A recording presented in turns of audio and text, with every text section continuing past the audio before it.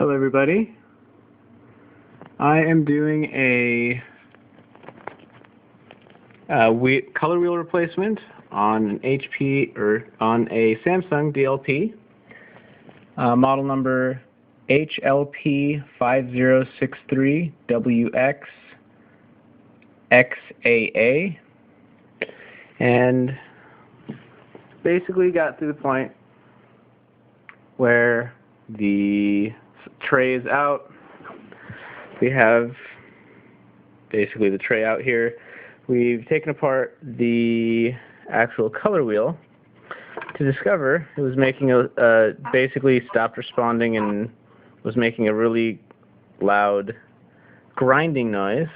And as we spin the color wheel here, we can see that we're actually missing an entire section of the color wheel.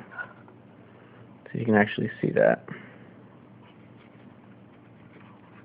So as I spin it here,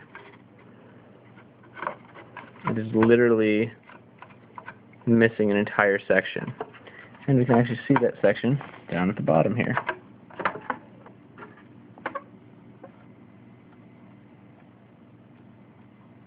So, there's lots of videos on how to fix the color wheel.